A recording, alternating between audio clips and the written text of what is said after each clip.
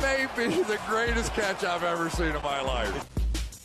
Okay guys, last time we made this video, y'all destroyed it. I mean, we had an insane like ratio. We got like 100 new subscribers from the video alone. So of course we are going to come out and we are going to be making another installment. I think that this is by far and away the best way we can discuss these rookies at this time of the year, because the number one thing that annoys me on Patreon is people coming through and saying, okay, Mason, I have the rookie pick 202, so I'm going to be drafting player X. And I'm saying, are you kidding me? You think that you know who you are going to be drafting right now when your rookie draft isn't for months away? We haven't even had pro days yet.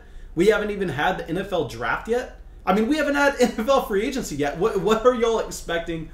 So I think it's really fun to go through and look at some mock drafts, and we go, okay, now let's look at if these landing spots happen, how can we see the consensus rankings for these rookies kind of change? What may we see in our rookie drafts?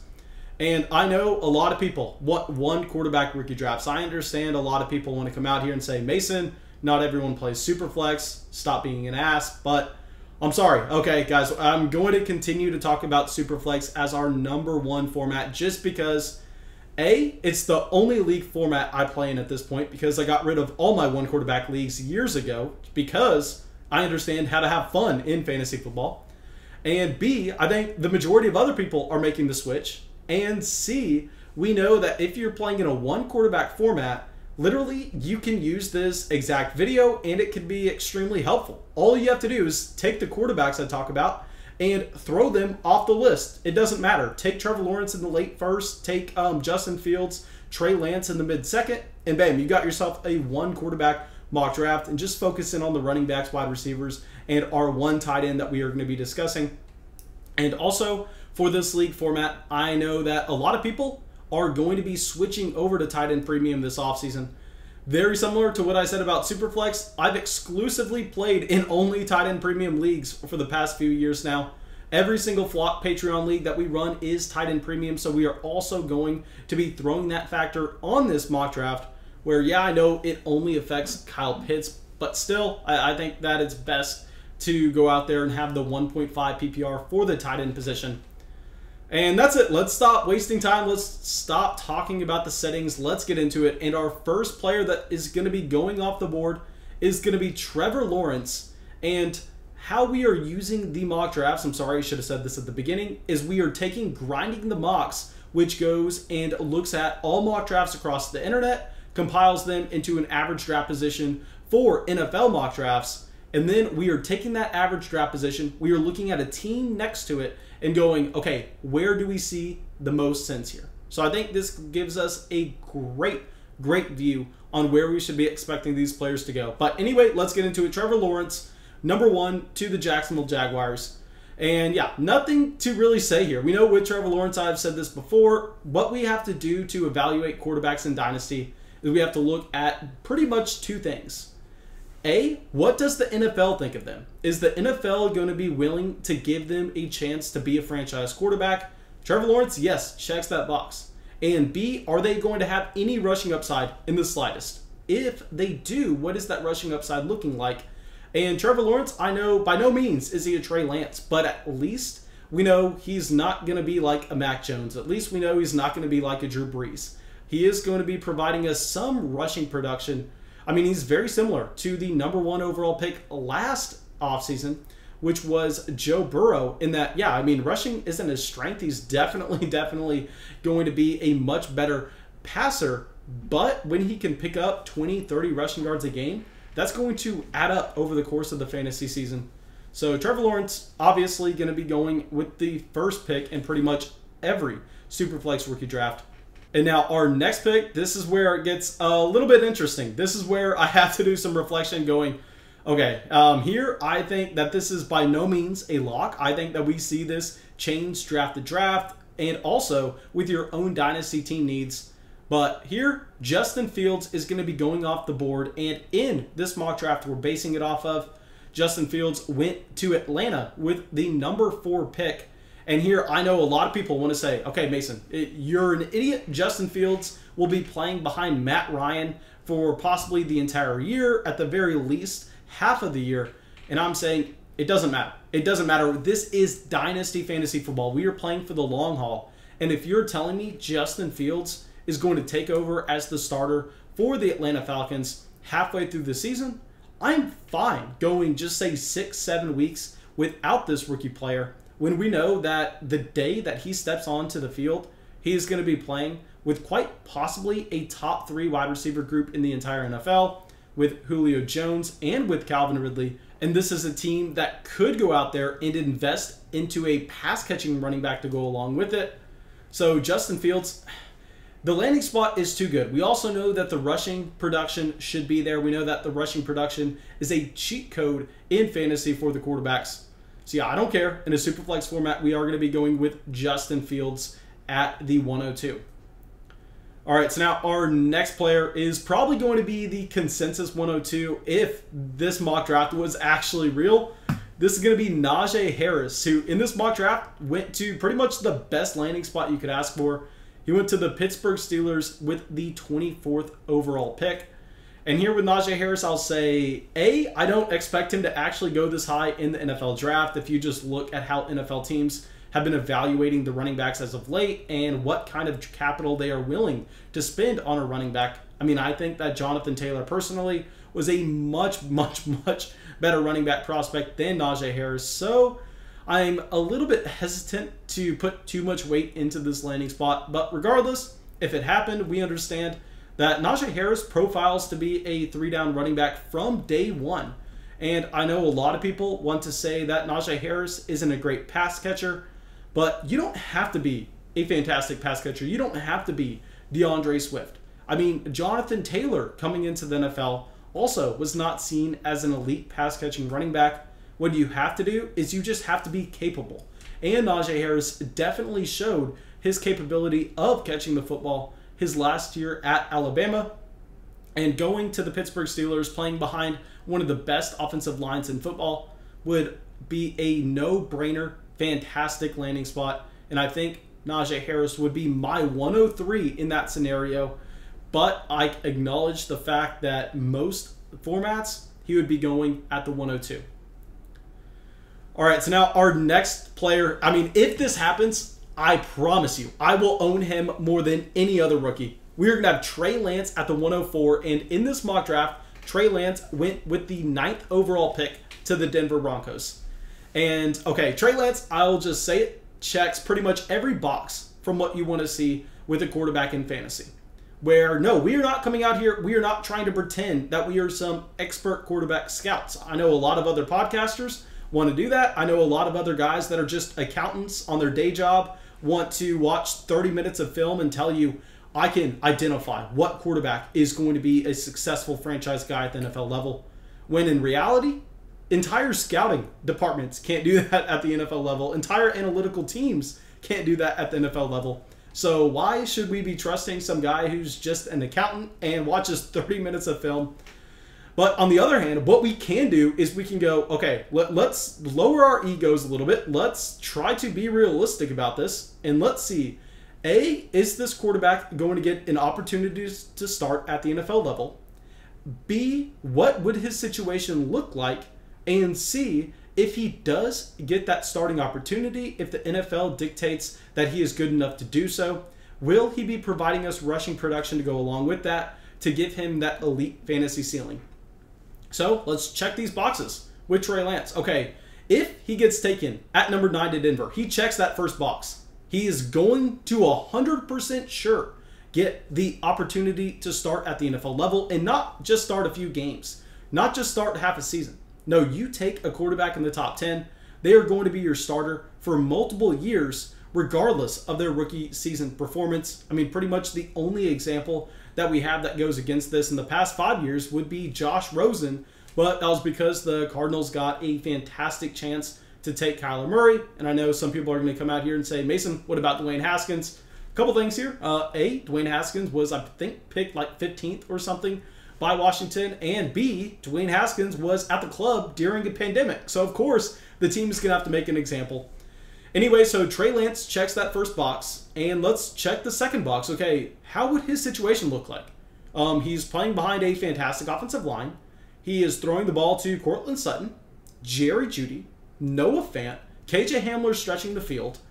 So that is quite possibly one of the best situations for Trey Lance to find himself in the NFL. Quite possibly one of the best situations for any quarterback to find themselves in at the NFL level. And lastly, does the quarterback have rushing upside? Well, that's everything that Trey Lance has. I mean, he is the prototypical rushing quarterback of this draft class. He is supposed to be the Lamar Jackson.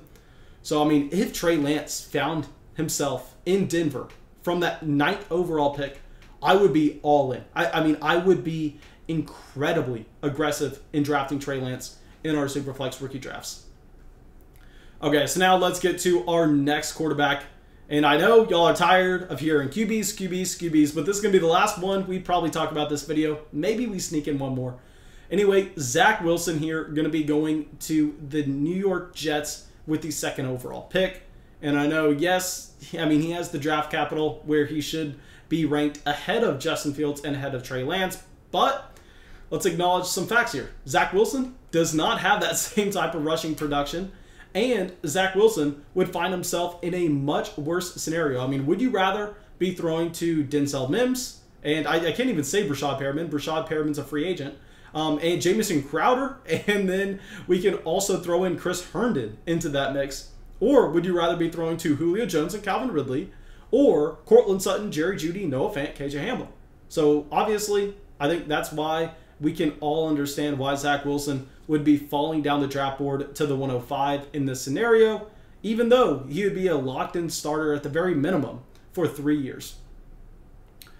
Okay, so now let's go to the 106 here, and I know that this is unlikely to happen, but the reason we're making this video is just to see everything in the range of outcomes. And here we are going to have Travis Etienne, and in this mock draft, Travis Etienne went to Tampa Bay with the last pick in the 1st round. Pretty much this year's Clyde Edwards-Helaire. And yeah, I mean, obviously the situation would be fantastic. And with Travis Etienne, I mean, he is such a great receiving running back. I do not have the number in front of me, so if I get it wrong, please do not kill me. But I believe his last year at Clemson, he had 48 receptions, which you just do not see from a running back in college, specifically a running back playing in a major conference in college at the same time. So I think if Travis Etienne fell to Tampa Bay with the number 32 overall pick, I don't know if they would take him there, but if they decided to, Travis Etienne would be a pumped up James White. Travis Etienne would be you taking James White in New England, putting him on Tampa Bay, making him a track star, making him I don't want to say a better wide receiver, just a wide receiver that has ridiculous athleticism and can make defenders miss in the open field. So yeah, Travis Etienne, if he fell to Tampa Bay, it would be hard not to have him ahead of Zach Wilson. But we know in Superflex, those quarterbacks are so hard to come by. So, guys, please go out there and trade for some of these mid-1st round picks. I mean, Travis Etienne at the 106 would be insane. And now our next player, it would also be fantastic. And this is going to be Ja'Marr Chase at the 107 as the 1st wide receiver off the board. And I know a lot of people are going to come out here and say, Mason, I thought you had Devonta Smith as your wide receiver 1. And while, yes, for the time being, I do, but I'll say a couple things here.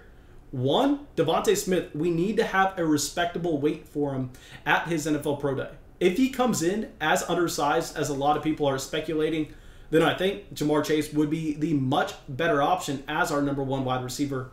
And in particular, Ja'Marr Chase had a fantastic landing spot in this draft where he went to the Cincinnati Bengals at number 5. And I know a lot of people want to say, Mason, the Bengals need to invest in the offensive line during the NFL draft. And while, yes, I agree with you. I mean, most likely that's where they're going to go. But it's in the range of outcomes that Joe Burrow comes out and he says, hey, I don't care. I'll release the ball a little bit quicker if you get me a wide receiver that's going to be able to get open consistently. And that's Ja'Marr Chase.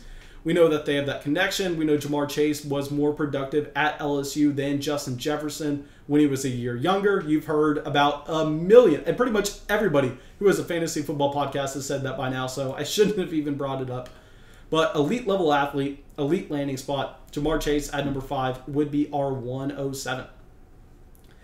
Okay, so now I know this next pick, a lot of people are going to come out here and call me a hypocrite for because I've said that right now I would not be drafting him over Devonta Smith. But Kyle Pitts went with the 10th pick to the Dallas Cowboys in this mock draft. And talk about a fantastic landing spot. I mean, talk about a team, while yes, I mean, they have a ton of talent with their pass catching core already, with CeeDee Lamb, with Amari Cooper, with Michael Gallup. We already saw that Blake Jarwin was actually able to be a consistent impact player at the tight end position in fantasy last season with Andy Dalton under center. So I think that now we would go, okay, I mean, obviously, this is going to be changing things significantly. Kyle Pitts coming in, an elite level athlete. I know a lot of people want to compare him to George Kittle. I know a lot of people want to compare him to Travis Kelce. And I'll say, you are not going to see anything close to that production right away. I will guarantee you that. But if he lands on an offense with Dak Prescott, I mean, it's going to be so hard to keep him behind Devonta Smith. All right, so now coming in here at the 109, we are going to be going with our guy Devonta Smith. And in this mock draft, he went to the Philadelphia Eagles with the 6th pick overall. And yeah, that's a disgusting landing spot. I mean, the Eagles is going to be the death knell for whatever wide receiver lands there this NFL draft. I mean, you are going to have to drastically move them down your rankings, just because, while yes, I love Jalen Hurts in Dynasty. I was drafting Jalen Hurts every single rookie draft last offseason in the 3rd round in Superflex rookie drafts. But the reason we were doing so is because we know that with Jalen Hurts, he has that elite rushing upside. We know that if he rushes for 40, 50 yards a game, that he can break fantasy football. But that doesn't mean anything for Devonta Smith. That doesn't help Devonta Smith in the slightest when we would be projecting Jalen Hurts to be a low-volume, inefficient passer that would significantly cut into Devonta Smith's upside alongside playing with Jalen Reagor and Dallas Goedert. So Devonta Smith, I love the wide receiver, but if he lands with the Philadelphia Eagles at number 6, that would be drastic. Okay, so now our next player, I will say that, yes, we made the video saying that he was overvalued in Dynasty already, but in this mock draft, he went higher than what I'm projecting him to go. And this is Javonte Williams, who in this mock draft went with the 50th pick to the Miami Dolphins. And to be completely honest, if this came true, I would not even mind you taking Javonte Williams over Devonta Smith, as Javonte Williams is a big running back who has shown that he can catch passes, who has shown that he can break tackles. And I will say, broken tackles in fantasy football is quite possibly the most overrated thing that you could ever talk about, just because, I mean, great, you break a tackle, it looks fantastic. I mean, the fans watching the game are going to go crazy, but congrats, you're going to pick up another 2 to 3 yards before you slow down in speed and someone else is able to come up and catch up with you. So I'll say that's a little bit overblown, but it won't matter. If Javonte Williams goes with the 50th pick to Miami, you look at his historical comps, and we would be going, okay, he's a committee running back that has the size, has the pass catching ability, and is drafted in the top 2 rounds. Pretty much people of that profile hit every single time. So yeah, Javonte Williams at 50 would be perfect. All right, so now our next player, also finding a fantastic landing spot, is going to be Terrace Marshall. And I know y'all are surprised to hear this name. I know Jaylen Waddle is still on the board. But in this mock draft, Terrace Marshall went to the Kansas City Chiefs with their 1st round selection at 31st overall. And here, I think that this is honestly something that we may see in the NFL draft, because A, we know Sammy Watkins, free agent. Sammy Watkins probably not going to be in Kansas City. B, Demarcus Robinson, free agent. Demarcus Robinson probably not going to be in Kansas City. And C, I think this team may want to use McCole Hardman a little bit more as that gadget player, a little bit more as that pure returner. And in that case, Terrace Marshall, someone who was fantastic last year at LSU, I think would be a natural fit alongside Tyreek Hill and Travis Kelce. And this is a team that has shown that it doesn't matter if they have the best offense in football. They are just going to continue to go out there and draft offensive player, and make sure that they keep their weapons at an elite level, a pair along with their elite quarterback. I mean, Terrace Marshall would be a beast at 31 to Kansas City. All right, so now I know we said we are not going to be going with another quarterback in this mock draft, but I'll bring him up very quickly. Mack Jones. Here, Mack Jones went a little bit higher than I was expecting in this mock draft to the Chicago Bears with the 20th pick overall. And I'll say Mack Jones, yes, if he went to Chicago with that 20th pick, that would indicate that he checks the first box. He is going to get the opportunity to start at the NFL level. But then let's go to the other two boxes. Our second box, is the situation nice? Probably not. I think we can probably say that the Chicago Bears would be a subpar situation for Mack Jones, and that, I mean, maybe they franchise tag Allen Robinson. Hopefully Allen Robinson finds his way out of there, but if they do decide to kind of just let Allen Robinson go, free Allen Robinson, then this is a team that's looking at having Darnell Mooney and Anthony Miller as their top two options. Not something to get excited about. But most importantly with Mack Jones, and this is why I can almost guarantee you I'm not going to own him in Dynasty at all, is that he has literally no rushing upside at all. I mean, none to speak of. He had negative rushing yards in college, and that's because with college statistics, stats count against you. So if he got sacked for 8 yards, that's the same as negative 8 rushing yards. But still, the sentiment holds true. If you see someone putting significant dynasty value into Mack Jones, they simply don't understand how to play fantasy football. They simply don't understand that the quarterbacks that win leagues are the quarterbacks that have rushing ability. All right, so now let's get to our next wide receiver. I don't know when we are going to end this video. Let's cover 1 to 2 more guys. But anyway, let's talk about Jaylen Waddle. Okay, so I know Jaylen Waddle has probably had more value in most other drafts than in this one. But in this draft, he went to the New York Giants with the 11th overall pick. And this is something that you're seeing over and over and over again in these mock drafts. And I think it makes a ton of sense. I mean, the Giants have shown that they want to invest into those Alabama players. And with Jaylen Waddle, if he went to the Giants, I mean, he pretty much just steps into a role where he is a better version of Darius Slayton. He's a better version of that field stretcher. We know that he has elite level speed, but the problem is wide receivers who profile to be field stretchers historically have really disappointed in fantasy football, where the only guys that kind of hit that elite level ceiling are going to be the guys that are attached to elite level quarterbacks, someone like a Tyreek Hill. And here with Jaylen Waddle, I mean, if he's going with Daniel Jones I don't hate in Superflex Dynasty because hopefully he can get back to what he was as a rusher his rookie year. I'm not expecting him to support Jaylen Waddle with any type of production. All right, let's end the video here. Let me give 2 quick shout outs, guys that just barely missed it. Our next 2 guys would have been Rondell Moore, who went to Miami with the 36th overall pick. Obviously, great player, great landing spot.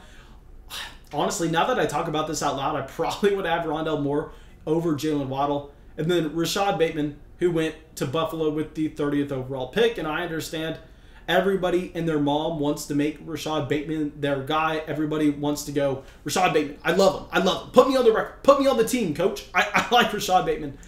But I think we need to be a little bit more realistic here, and I think we need to say that, I mean, if you went to Buffalo at 30, I mean, he's going to be playing along Stephon Diggs, a wide receiver that has seen a 25% target share in Buffalo, and I just don't necessarily love the overall upside we would have with that situation. But thank you, guys. I really hope y'all enjoyed this video. I really hope y'all got something from it. And as always, go down there, drop a like, leave a comment, subscribe to the channel. It helps us out a ton. And I'll see y'all with the video tomorrow.